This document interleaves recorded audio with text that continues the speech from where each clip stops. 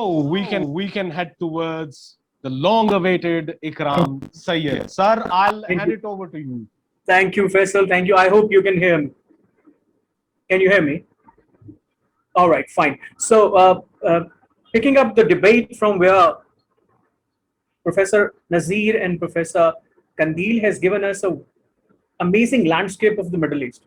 You see, this Middle East landscape need to be studied from here onwards, because as we have a pre-monsoon, we have a pre-post-COVID era coming into the international relation. As a student of IR, I look at various things like the Middle East has been waiting from a long time to move away its economics from oil and religious tourism.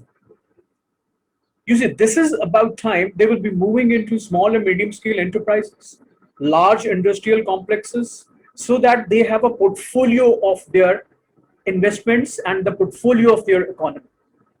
Pakistan has a lot to do with this equation, but here comes a big equation. The changing of the guards in Israel, Mr. Naftali, and the changing of guards after 2 days in Iran, Mr. Ibrahim Raisi. You see, we have to see them. These are two hardcore ideologists, but they are ready to open up the diplomatic channels with the international community. Naftali has said, we will talk, but we will not let go our ideological stance. Mr. Ibrahimi Raisi is saying, I'm ready to sit with Biden, provided it has something to do with Iran's interest. So we will be looking at two doors opening into the Middle East, which is ushering a new era of a development, bringing in what? Israel is a knowledge-based economy. And the knowledge is something that lifts up the entire economy.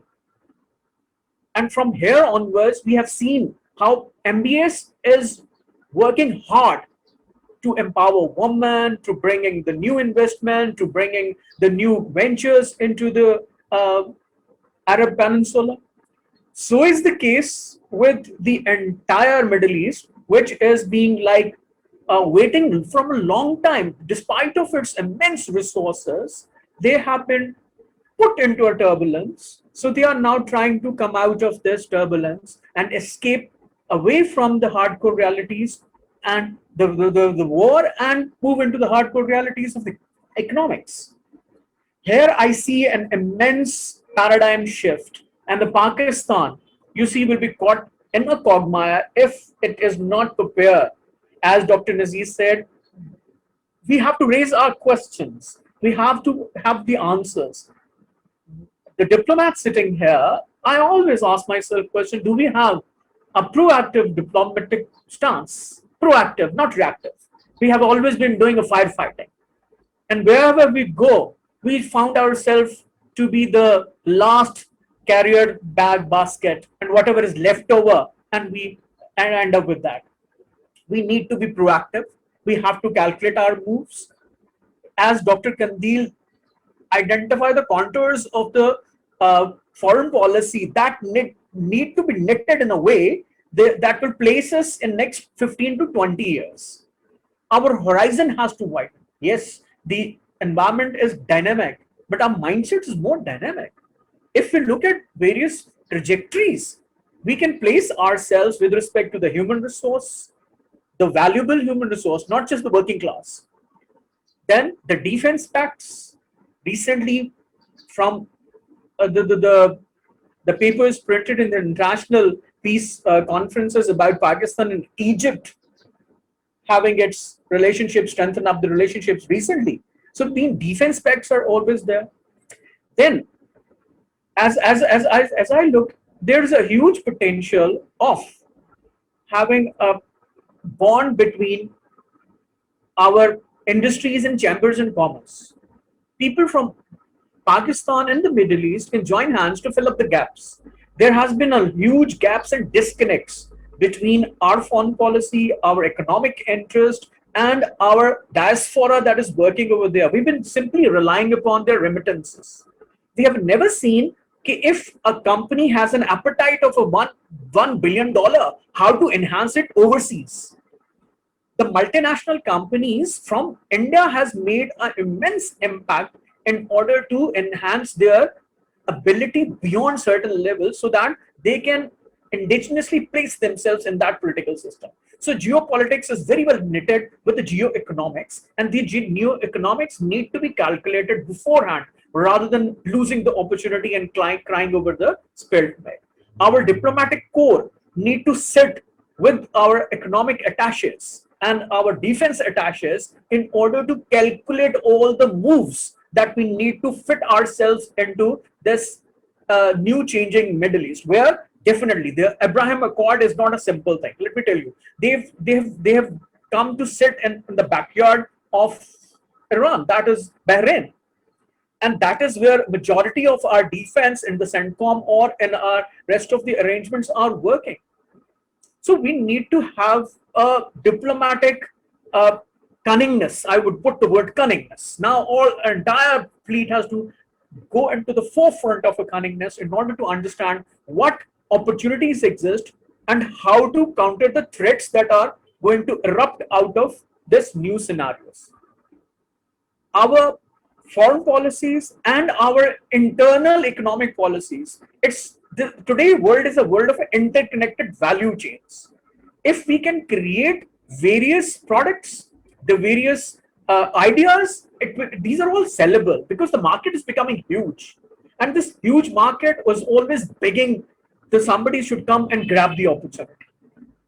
If we will leave it empty, so what will happen? Somebody else will get it, and then we will be keep on writing about, okay, what happened, what went wrong is not the right review to do. It is how to penetrate, going to get there, putting ourselves in a better shoes so that we can run fast.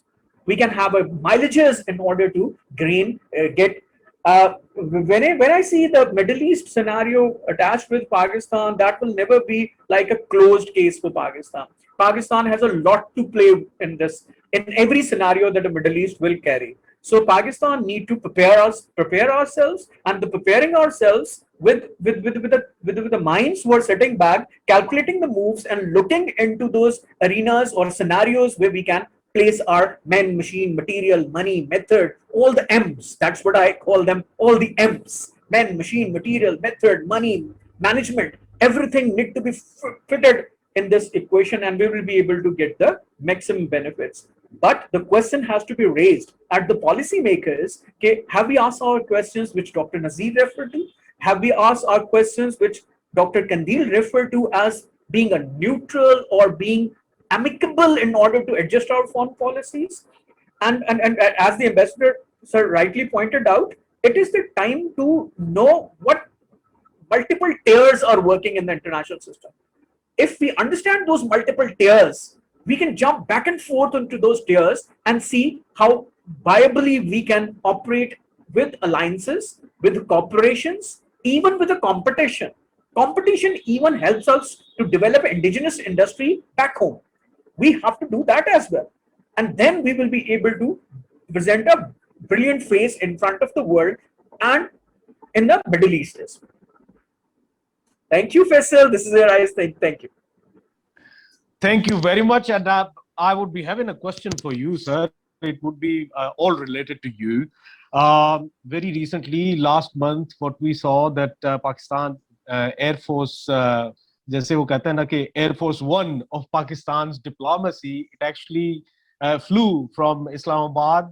It had a stopover at Ankara, and over there, Foreign Minister of Pakistan had a very important meetup with the President of Turkey, and then along with the Ambassador of Foreign Minister of Palestine and Foreign Minister of Turkey, they went to New York, and it was a sort of diplomatic deterrence, as well as behind the curtains it was heard that Pakistan and Turkey, they had a sort of a plan B ready as well. One of the parliamentarians from Kuwait, he suggested that Pakistan and Turkey had sorted out a plan that if our diplomatic channel fails to stop Israel from this aggression over Gaza and Palestine, we will go for the other option, which would include getting air bases from Iraq and from Jordan. So Pakistan successfully created a diplomatic as well as military deterrence for the Israelis. And Israelis, of course, they avoided this fuss.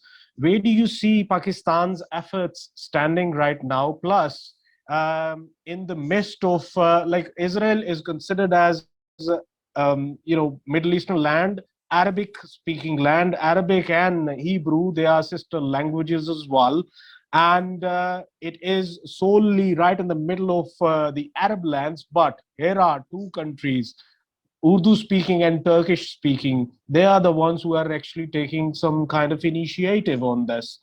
And do we see Pakistan holding some sort of importance when it comes to Palestine, Al Quds? As we already know that in Saudi Arabia, Khadime Haramein Sharifan, they are considered as the Saudi leaders. Can we class Pakistan and Turkey holding importance when it comes to becoming Khadime Al Quds? So where do we see that all the situations are? Okay, very pertinent question and very pertinent area of alliance between Pakistan and Turkey. You see, if the very first thing, there is no doubt about this, that there will never be a sport for the Palestinian cause. And when it comes to sporting Al Quds, when it's sporting the way the human suffering has been going on in Palestine, in Kashmir, in any other part of the world, there will never be a doubt about this. Pakistan will never raise its voice. Pakistan will always be the one who will be taking a very hard stance on this thing. Human suffering cannot be tolerated in any circumstances. When it comes to the Muslims, it is the heart and the soul of our every tier of our society. And we will never be backing out from this thing. Yes, Israel is taking up a rational stance in terms of its existence. As I used to say, as a student of Israeli studies or as a student of the Middle East, now Israel has become a hardcore reality. We have to have some sort of an understanding how to bring everybody to a table and say, these are the rights, these are the foregone rights, these are the rights that need to be given back, these are the rights that need to be restored, and something reordering or realignment has to take place by making people sit. And this is where Turkey and Pakistan, as the powerhouses, as the influencers, as the political influencers, as the military influencers, have to have their wider and a very high pitch voice in terms of making Israel sit. Because Israel has realized it is about time the economic shift has to come. An economic shift can come only when there is a cooperation, and this cooperation need to understood from a one perspective, that we have to realize that no matter what, Israel is a state, but expansionism of Israel need to be questioned, and their covert operation toward any Muslim state need to be stopped, need to be blocked. And there we can say, rather than making an effort to eliminate a state from an international system, which is impossible, we need to have some sort of a coexistence. And that coexistence need to be built when Israelis understand the reality of the Middle East, and the Middle East understand the reality of the Israelis as well, and the rights of the Palestinians that need to be given back as per 1947 or as per the accords that exist between the two parties who exist in that particular area. Turkish, yes, I have a very good friend in Turkey who used to send me a lot of write-ups in terms of how the Turks are ready to go in cooperation with Pakistan in order to bring peace to this turbulent Middle East. And there is always in an Ankara University, there is a center for peace that categorically focus on bringing peace Then the second tier is bringing a development which will be much of a much fast track in terms of the rest of the world, because they have the resources, they have the will, they have the passion to develop.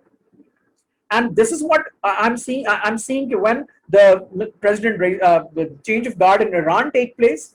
Mr. Raisi comes in, and Naftali has shown. And no matter, even we are good ideologists. We need to retain our ideologies. But when it comes to understanding the commonality of the growth and the development of the good of the people, the greater good of the people will prevail. But Pakistan and Turkey need to have a upper umbrella in terms of showing the world we are leading, so that no other superpowers interfere and make a mess of entire Middle East again. Thank you.